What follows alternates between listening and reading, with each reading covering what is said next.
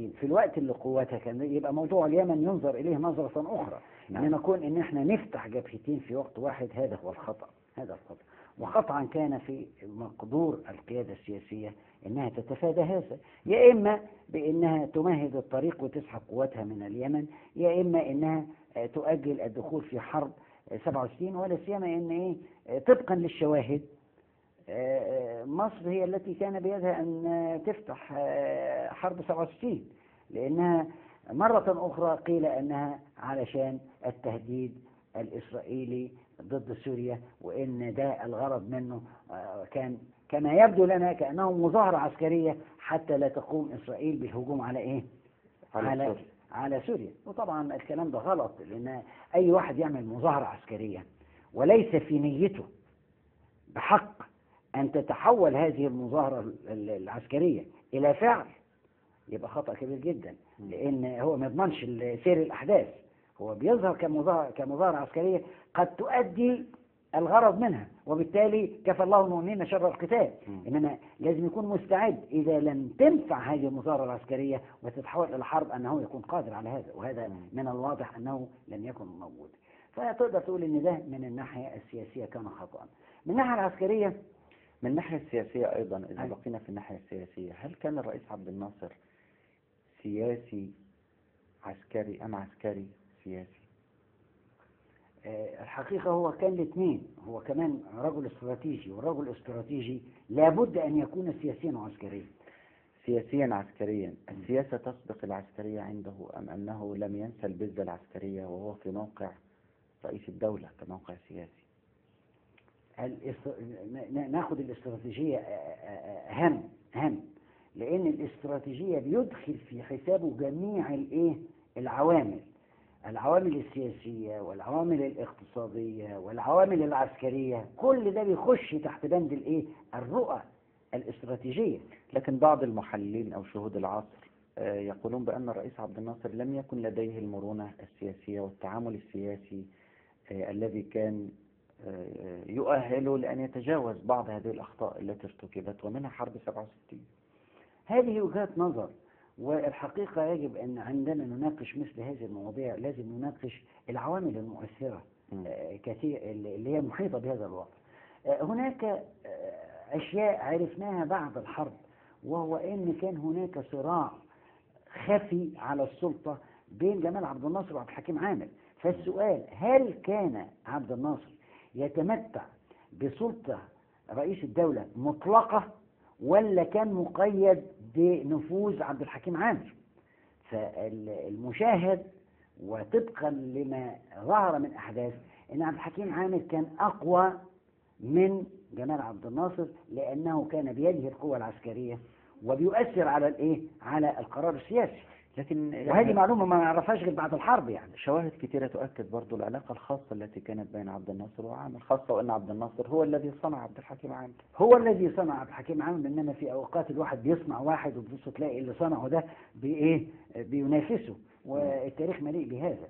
يعني فعلا كان هناك ما فيش شك منافسة ما بين الرجلين، ما فيش شك. وبعدين من المؤكد أن عبد الحكيم عامر كان في هذا الوقت وهو عسكري أساسا وسياسي ثانيا، ولكنه كان يؤثر على القرار السياسي بطريقة أكبر بكثير من وجوده كقائد عام للقوات المسلحة. هل أيضا ده دفع الرئيس عبد الناصر أيضا كما يقول بعض المؤرخين ومن كتبوا في عن تلك المرحلة إلى أن يبقى الجيش المصري في وضع متمزق ومفتت خوفا من وحدته التي يمكن أن تؤدي إلى انقلاب وسيطرة عامر على السلطة من عبد الناصر؟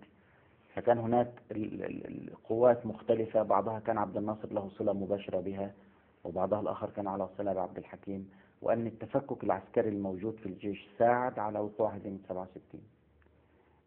قد يكون هذا الموقف في مواقف ليس فيها عبد الحكيم عامر قائد عام القوات المسلحة، لأن عبد الحكيم عامر أولا عضو في مجلس قيادة الثورة بتاعة 23 يوليو، وبعدين وجوده على قمة القوات المسلحة كان بيعطيه يعني سلطة تأثير أكثر من أي زميل من زملائه في مجلس قيادة الثورة. وطبقا لما سمعناه برضه بعد ذلك أن جمال عبد الناصر حاول في مرحلة من المراحل أن يحجم من إيه؟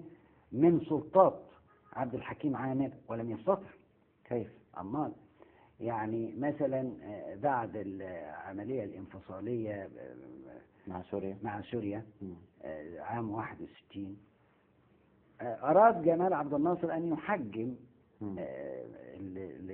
المشير عبد الحكيم عامر، فأراد أن يأخذ قرار من مجلس قيادة الثورة أو مجلس السيادة كما كان يسمى في هذا الوقت، بأن ترقية من رتبة عميد فما فوق تكون من سلطة إيه؟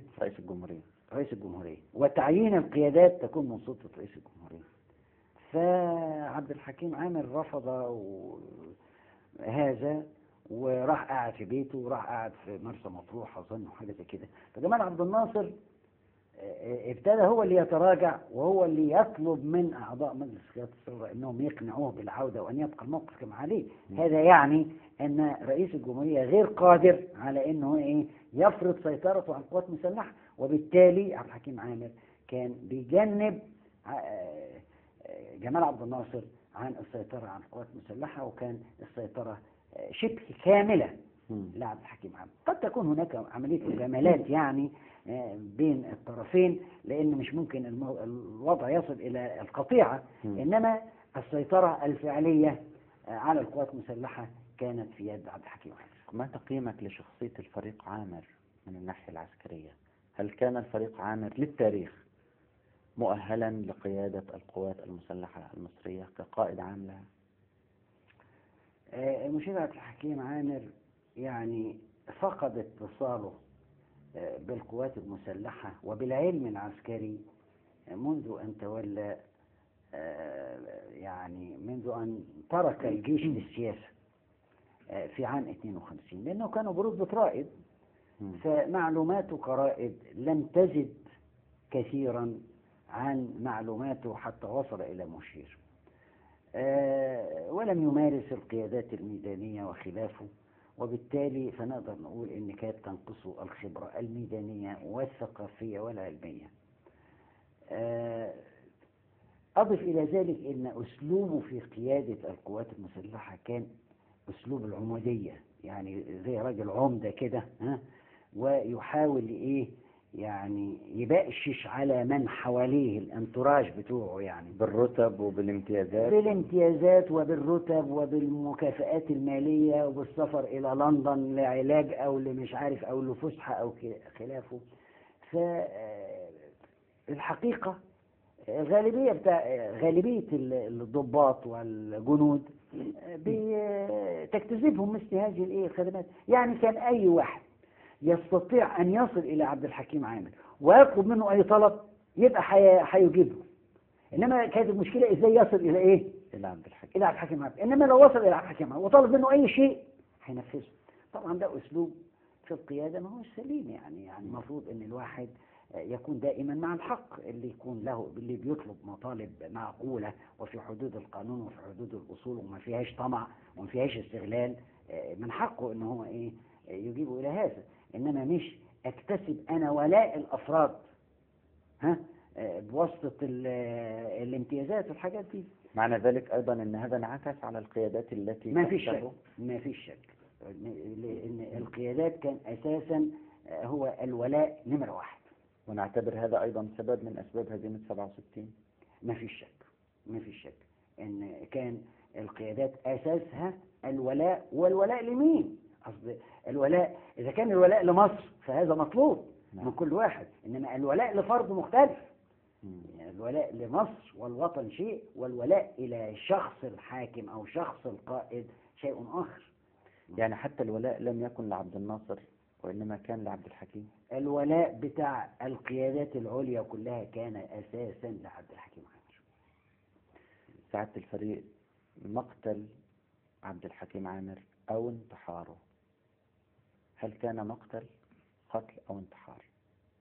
لا أستطيع أن أجيب على هذا السؤال لا بالإيجاب ولا بالنفي، لأن دي حاجة مفروض أنها تخضع لتحقيقات